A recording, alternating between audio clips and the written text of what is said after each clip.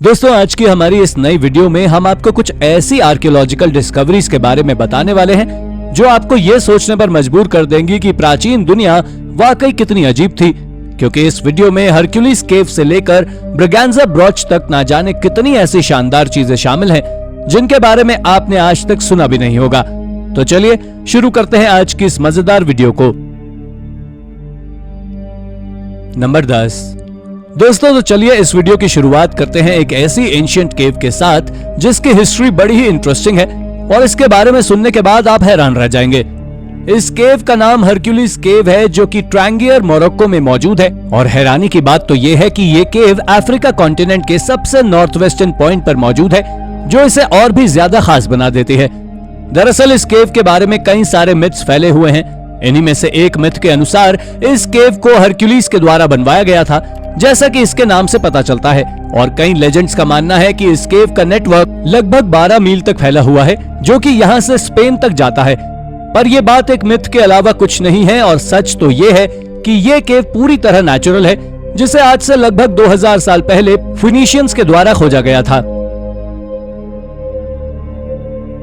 Number 9। जैसा कि आप सभी जानते हैं कि पोम्पई दुनिया की सबसे ज्यादा फेमस आर्कियोलॉजिकल साइट्स में से एक है, जो कि अपने स्मॉल डिस्कवरीज के लिए जानी जाती है। और यहां से हाल ही में एक मिस्टीरियस डिस्कवरी की गई है जिसको कि द हाउस ऑफ वेटी के नाम से जाना जाता है।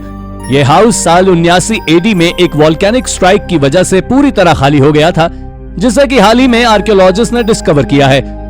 इस हाउस के बारे में कई सारे ब्यूटीफुल फ्रेस्कोस मिले हैं जो कि आज के समय तक बहुत ही अच्छे तरीके से प्रिजर्व्ड हैं और इनसे दुनिया के सबसे ज्यादा सर्वाइविंग आर्टिफैक्ट्स के एग्जाम्पल में से एक माना जा रहा है।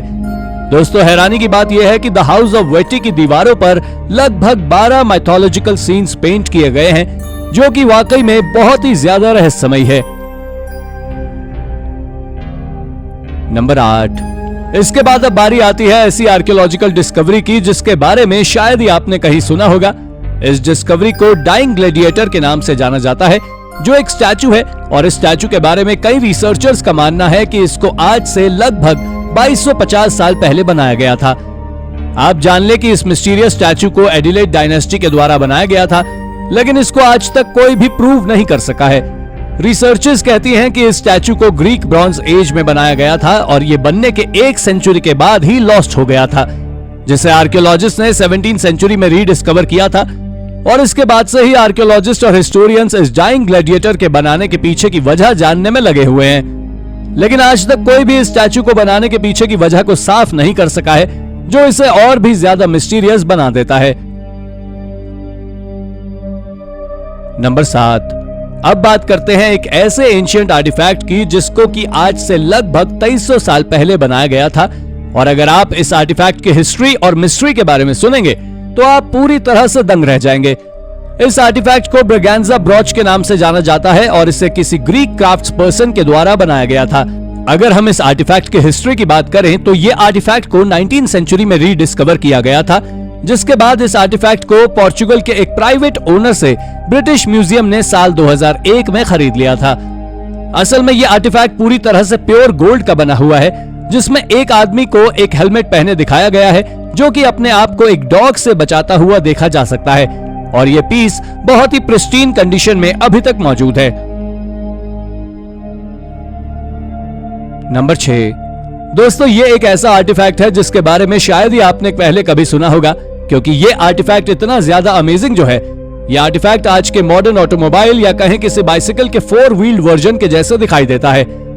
शायद ही आपको मालूम हो कि यह आज से लगभग 2600 साल पुराना है और इसे ज्यूटेनबर्ग ऑस्ट्रिया में 1851 में खोजा गया था। साथ ही इसके आसपास से ब्रॉन्ज M4A ज्वेलरी और वेपन्स भी मिले थे, जिन्हें कि आयरन से बनाया गया है।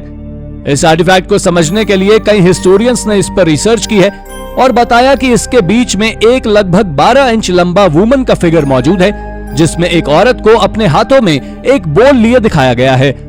इसके चारों ओर कई सारे फिगर्स बने हुए हैं, जिनमें से कुछ स्टैंडिंग तो कुछ को सिटिंग पोजीशन में दिखाया गया है। और तो और इसमें दिखने वाले एनिमल हॉर्स बिल्कुल किसी डियर के जैसे दिखाई देते हैं। नंबर 5। यह मिस्टीरियस डिस्कवरी एंशिएंट वैगन की है, जिसके बारे में कई आर्कियोलॉजिस्ट का मानना है कि इसको एंशियंट लोगों के द्वारा अपनी कई सारी सेरेमोनियल एक्टिविटीज के लिए यूज किया जाता था। इस वैगन को डेनमार्क में 19वीं सेंचुरी में डिस्कवर किया गया था। इसके बारे में कई आर्कियोलॉजिस्ट और हिस्टोरियंस का मानना है कि इस वैगन को अराउंड 2100 साल पहले बनाया गया था। दोस्तों, आपको जानकर हैरानी होगी कि इस समय यहाँ पर रहने वाले फोक लेजेंड्स इस वैगन के जरिए अपने गोल्ड को एक जगह से दूसरी जगह पर ले जाते थे। लेकिन अगर हम इन वैगन्स की बात करें तो ये बहुत ही अच्छी कंडीशन में पाए गए हैं और इन वैगन्स पर कई तरह के एंशिएंट आर्ट भी मिले हैं, जिससे पता चलता है कि इन वैगन्स का इस्तेमाल सेरेमोनियल एक्टिविटीज में भी होता था। और आज के समय में ये वैगन म्यूजियम ऑफ डेनमार्क में रखा हुआ है। नंबर 4। अब जब डेनमार्क के बारे में बात चल ही रही है तो हम द गोल्डन हॉर्न्स ऑफ गैलियास को कैसे भूल सकते हैं। वेल, इन हॉर्न्स के बारे में जानने के बाद आप जरूर चौंक जाएंगे। दरअसल ये आर्टिफैक्ट्स पूरी तरह से प्योर गोल्ड की शीट से बने हुए हैं और इन हॉर्न्स के पैर को डेनमार्क में खोजा गया था। इनमें से जहां एक हॉर्न को 1639 में डिस्कवर कर लिया गया था, तो वहीं दूसरे वाले हॉर्न को 1734 में डिस्कवर किया गया था। अगर हम आर्कियोलॉजिस्ट की माने तो उनका मानना है कि इस तरह के हॉर्न्स का इस्तेमाल ब्लोइंग हॉर्न के रूप में होता था, तो वहीं कुछ हिस्टोरियंस का इसके बारे में ऐसा मानना है कि इन हॉर्न्स का इस्तेमाल ड्रिंकिंग हॉर्न्स के रूप में होता था। पर अब जो मैं आपको बताने वाला हूं उसे जानकर आप वाकई चौंक जाएंगे। तो आप जान ले कि ये हॉर्न्स चोरी हो गए थे, जिसके बाद से ये आज तक नहीं मिले और फिर इसके बाद इनकी कॉपीज को बनाया गया, लेकिन वो भी 2007 में चोरी हो गई। नंबर 3। दोस्तों, इसके बाद अब हम आपको जिस एंशिएंट टोपोग्राफिक मैप के बारे में बताने वाले हैं वो कुछ अजीबोगरीब सा है। इस मैप के बारे में कहा जाता है कि इसको आज से लगभग 3000 साल पहले बनाया गया था। इस मैप का नाम बेचलिना मैप है, जो कि पूरी दुनिया का सबसे पुराना टोपोग्राफिक मैप माना जाता है। अगर आप भी इस मैप को देखना चाहते हैं तो ये आपको इसके लिए किसी म्यूजियम में नहीं, बल्कि इसे देखने के लिए आपको कैमोनिका वैली में जाना होगा, जो कि इटालियन साइड के एल्प्स में मौजूद है। दोस्तों, इस जगह पर बहुत सारे एंशिएंट पेट्रोग्लिफ्स भी मौजूद हैं, जो कि वाकई में काफी ज्यादा मिस्टीरियस और हैरान कर देने वाले हैं। और इस मैप को किस चीज को दिखाने के लिए बनाया गया था, उसके बारे में आज तक कोई नहीं जान सका है। और कई लोगों का मानना तो ये भी है कि इस मैप में पाथ्स, माउंटेन्स और विलेजेस को भी दिखाया गया है।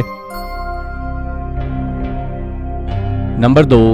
दोस्तों, अभी हमने थोड़ी देर पहले ही आपको गोल्डन हॉर्न्स ऑफ गैलियास के बारे में बताया था कि ये ब्लोइंग या ड्रिंकिंग हॉर्न हो सकते हैं, लेकिन अब हम आपको जिस एंशिएंट हॉर्न के बारे में बताने वाले हैं, ये इस गोल्डन हॉर्न से पूरी तरह अलग है, जिसके बारे में कई आर्कियोलॉजिस्ट का मानना है कि ये ओल्डनबर्ग हॉर्न है, जो कि डेफिनेटली एक ड्रिंकिंग हॉर्न है, जो कि वाकई में काफी ज्यादा हैरान कर देने वाला है। और कहा जाता है कि इस हॉर्न को 15वीं सेंचुरी के दौरान बनाया गया था। अगर हम इस हॉर्न की बनावट की बात करें तो इसके बेस को सिल्वर से बनाया गया है और अलग अलग तरह के एनिमल से डेकोरेट भी किया गया है। इस तरह के हॉर्न्स को डैनिश सोसाइटी के एलीट मेंबर्स को एक जनरेशन से दूसरी जनरेशन में जाने के लिए प्राइज के रूप में दिया जाता था।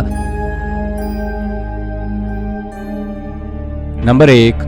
दोस्तों, हमारी आज की आखिरी डिस्कवरी एक एंशिएंट पॉकेट कैलकुलेटर की है, जिसकी कहानी बड़ी ही इंटरेस्टिंग और मिस्टीरियस है। और इस आर्टिफैक्ट को आज से लगभग 3 साल पहले एक बिल्डिंग वर्क के दौरान जमीन के अंदर से खोजा गया था।